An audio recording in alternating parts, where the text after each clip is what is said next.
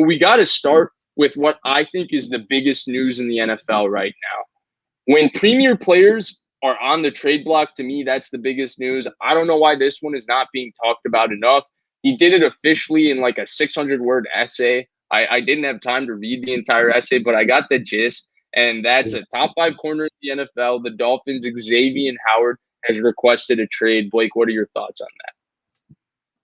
Yeah, so this is mainly due to, I guess, his contract, and he doesn't have much guarantees left. And he's the 6th highest paid corner. So in 2019, he signed this extension to become the highest paid corner in the league. He got the extension. A couple years have passed. He's not the highest paid corner on his team anymore. Byron Jones is, and he kind of alluded to that. And I thought that was just off the bat, like that's pretty bold to say. Like, yeah, he's definitely the best corner on the team, but Byron Jones is great, and that's just a weird thing in the locker room. Like, saying how he should be the highest paid corner on the team and all that. Yeah, I kind of see where he's coming from. Like, he's a top 5 corner and all that, but he's the 6th highest paid corner. The way the contracts work is if you are the best player or one of the 5 best top 8 players at your position, you get paid like the 2nd or 3rd highest most or the highest.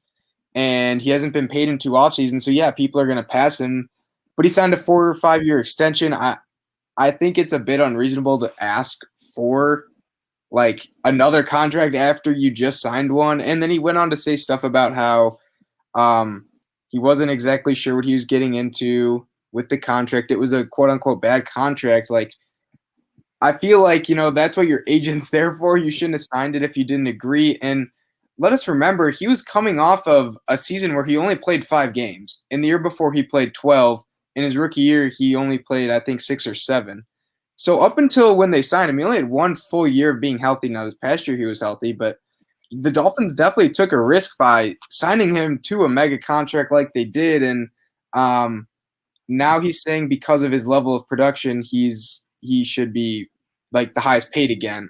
I don't know about that. I mean, that's just not how contracts work, I guess, but players are having more leverage, and that's the way it's going. I do think it is a bit unreasonable after he's still the 6th highest paid corner.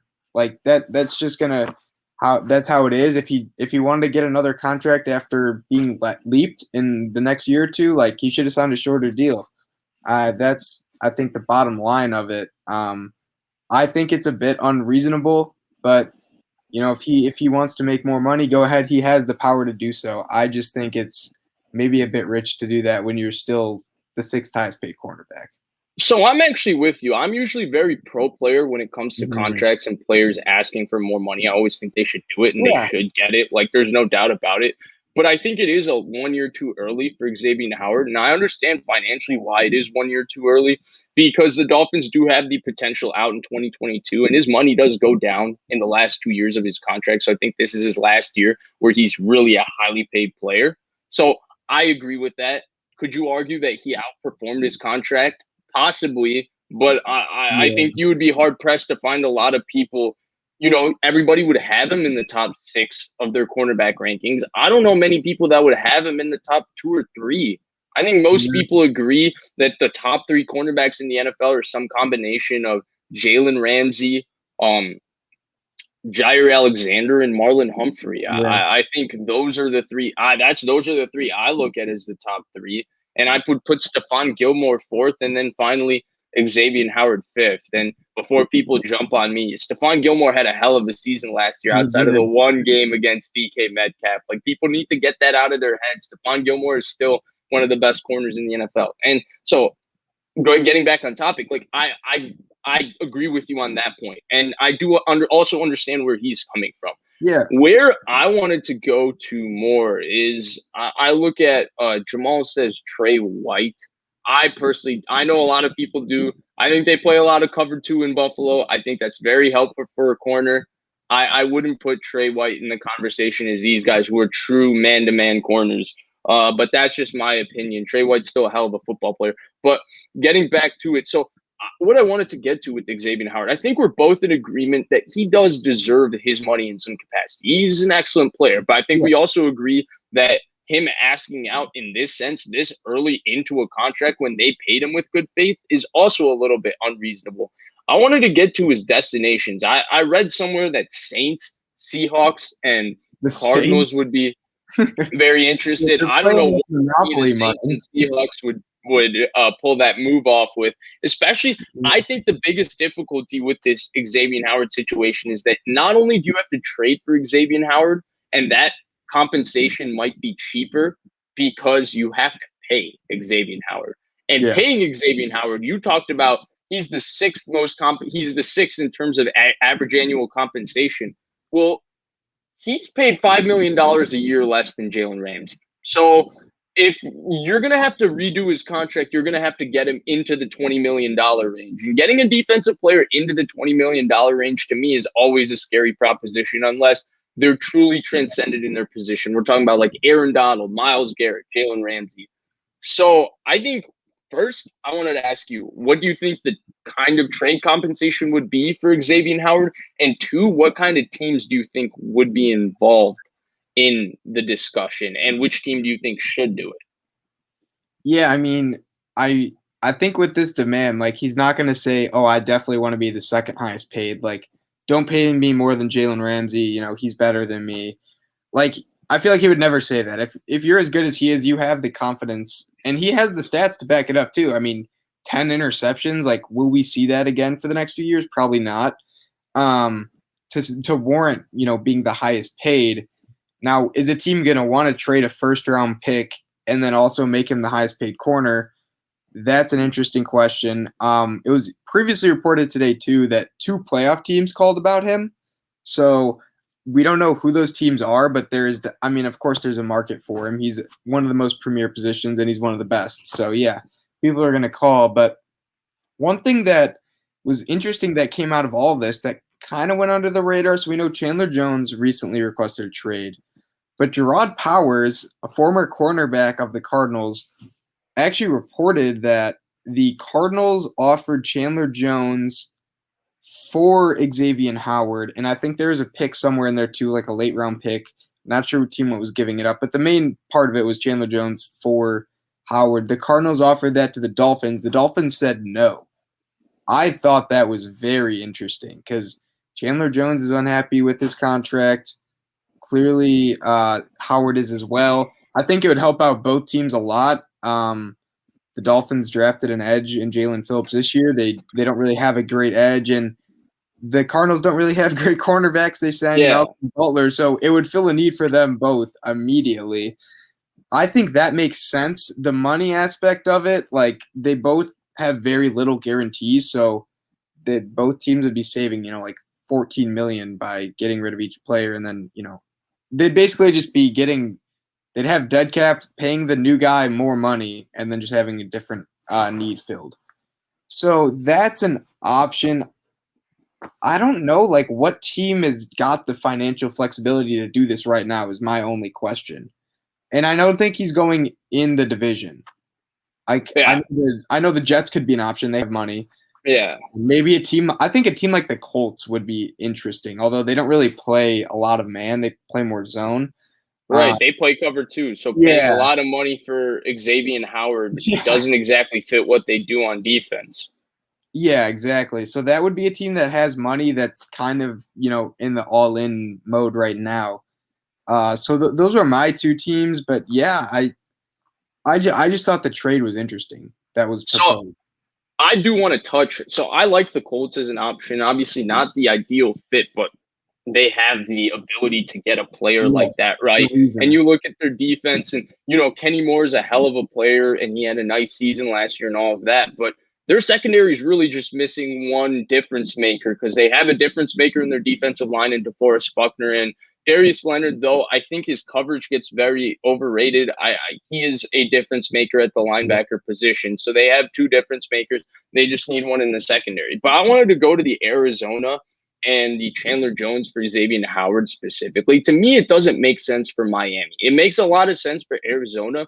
And here's why, right? Arizona proved last year that they still have a very good front 7 even without Chandler Jones. Obviously, it's way better with Chandler Jones. He's a top 5 edge player in the NFL. But it's still pretty good without Chandler Jones. They have nothing at the cornerback position currently. They do not have a guy that, you could even look at as a very capable starting corner.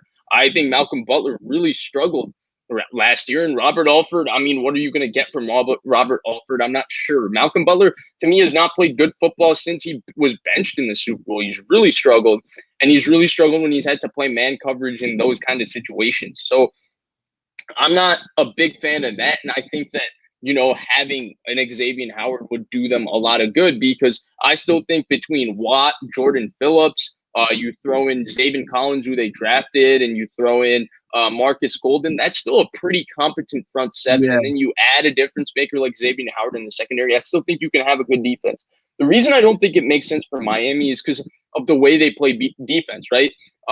Flores comes from the Belichick school of defense, where they don't want to pay edge rushers because they manufacture pass rush by being able to cover with their corners. Yeah. That's why they paid Byron Jones. That's why they paid Justin Coleman. That's why they drafted Noah Igbinoghene in the first round from Auburn. That's why they paid Xavien Howard in the first place. They feel like they can manufacture pass rush. And now they already drafted a pass rusher in Jalen Phillips, who could be a Chandler Jones type player if his concussion things work out. Like, I'm not saying he's like Chandler Jones, but he can be that top 5 edge player. He has that potential.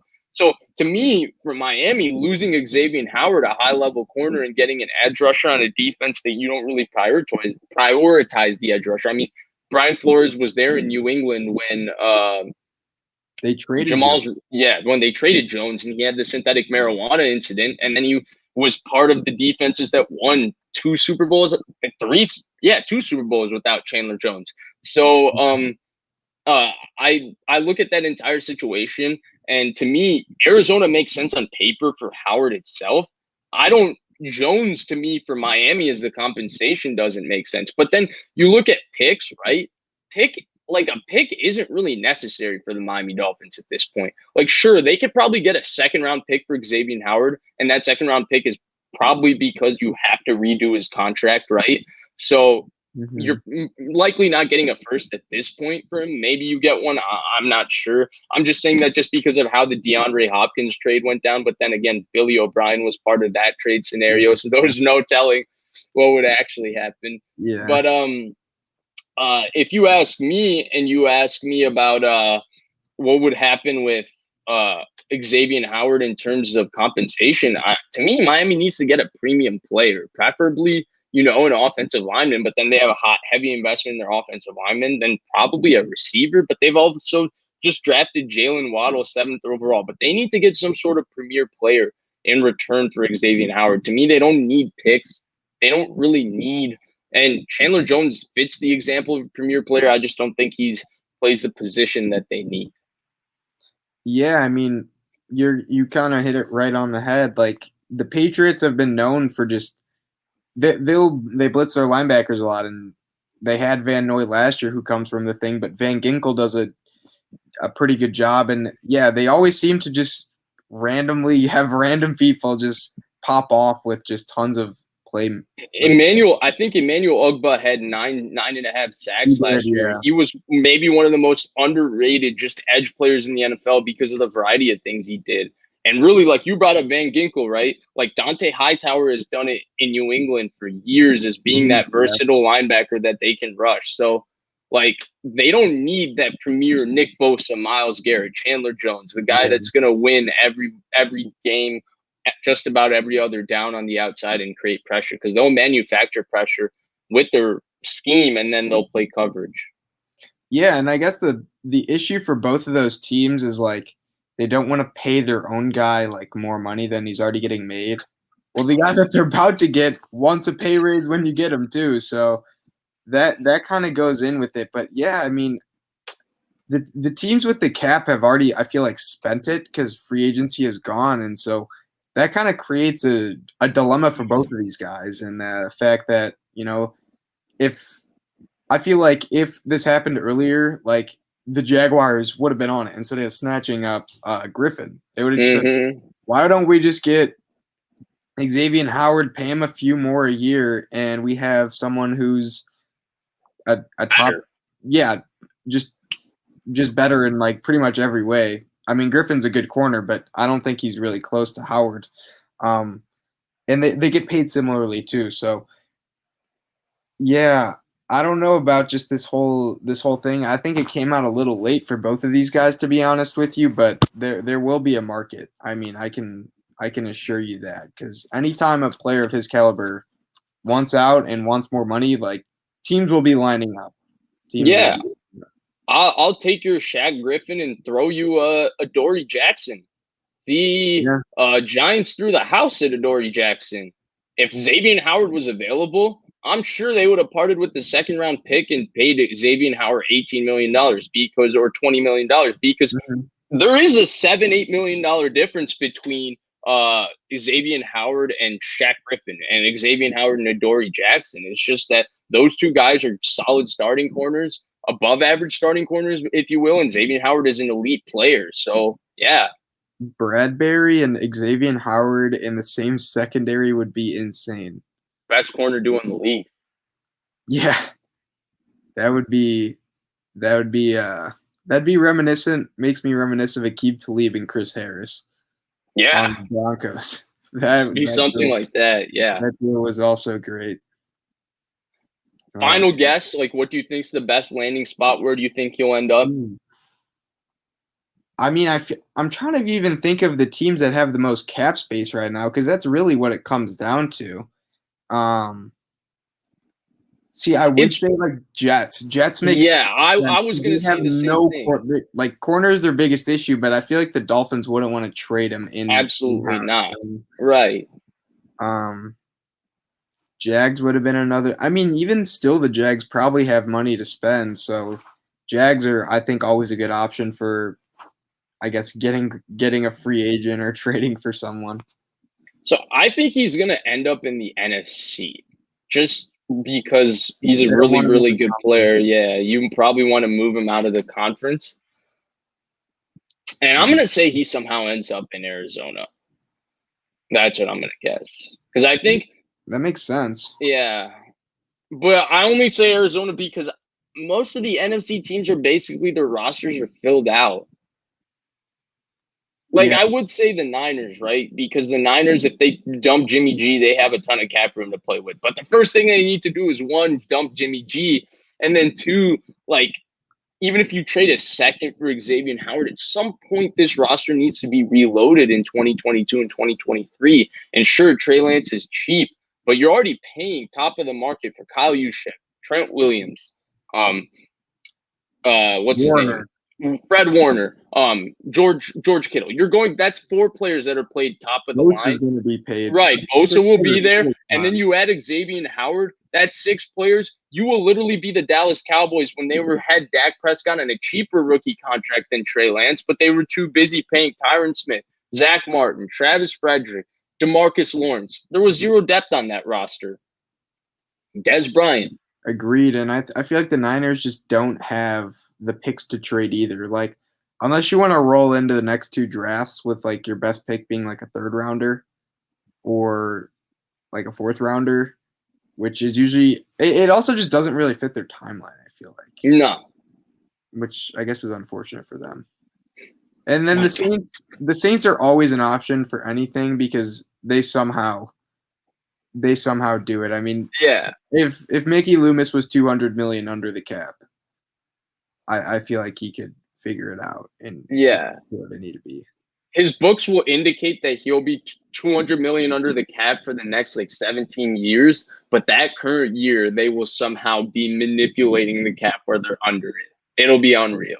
Yeah, the Taysom Hill void years are always coming. Yeah, dude, the Taysom Hill, just throw in another two more Taysom Hill void years. Why not? Turn his contract into a 6-year, $300 million contract. They should. So that's the end of Xavien Howard. We threw out kind of predictions at the end, more just where we feel where they're going. Blake said Jacksonville, I think. Yeah. And I threw out the Cardinals. We're not convinced about either, but just off the cuff predictions.